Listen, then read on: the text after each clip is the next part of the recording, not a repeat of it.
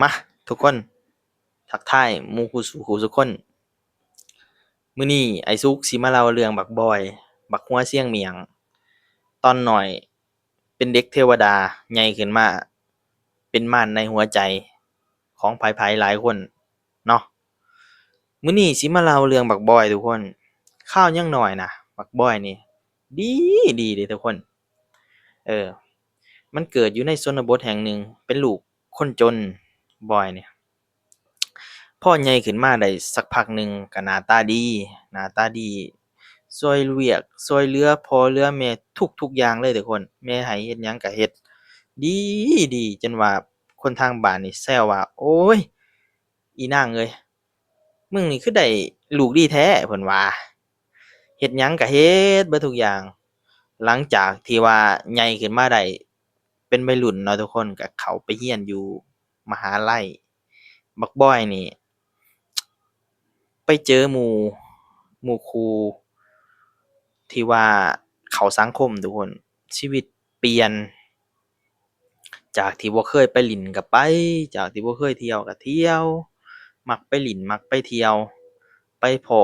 วัยรุ่นอิหยังที่บ่เคยได้ลองก็ลองหมู่ก็พาไปแหล้วไปเล่นเมาหมู่ก็ถามว่าลองบ่นี่พอร์ตเคเนาะทุกคนก็ไปสูบแล้วเออไปสูบ หลังจากนั้นก็ติด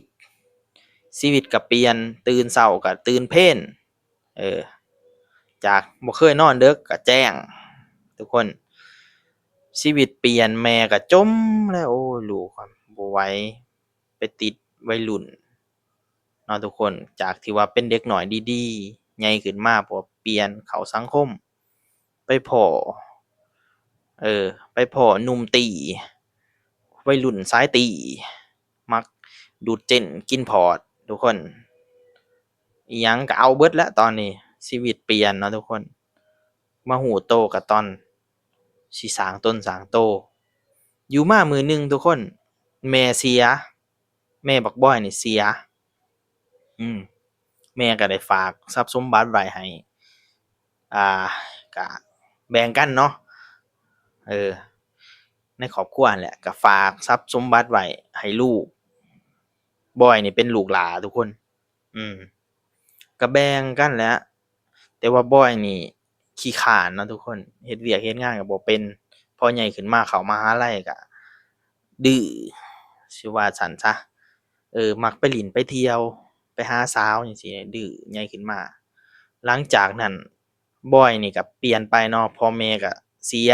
มอบทรัพย์สมบัติให้บอยก็เอาไปบริหารบ่เป็นก็เอาไปซื้อกินทุกคนเสพยาเสเพชีวิต หม่นหมองวกวนอยู่กับสิ่งเดิมๆเฮ็ดหยังบ่ได้จากนั้นก็เอาทรัพย์สมบัติที่พ่อแม่ให้ก็เอาไปขายเบิดพอพออายุประมาณได้ครึ่งคนก็ประมาณ30-40ปีเนาะทุกคนก็กลายเป็นคนเร่ร่อนเรื่องนี้สอนให้รู้ว่าการใช้ชีวิตแต่น้อยจนใหญ่บ่ได้หมายความว่าทุกอย่างมันสิดีเบิดทุกคน สิ่งนี้สอนให้รู้ว่าเราอย่าประมาทกับชีวิตเราอย่าประมาทกับชีวิตจั่งใดก็คือตอนเรายังน้อยเรามีความรู้ความสามารถไผสิดงไผสิด่า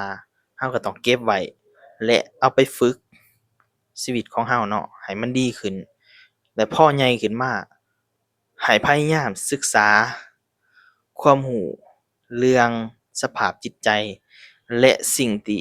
เข้ามาในชีวิตเนาะตื่นเต้นเราก็ต้องศึกษา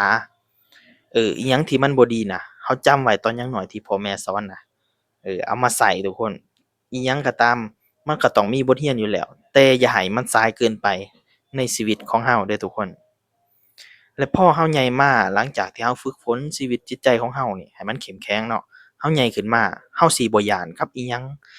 อุปสรรคอิหยังก็ตามที่เราเจอขึ้นมาเราสิบ่ท้อบ่ถอยชีวิตเราจะบ่หม่นหมองทุกคน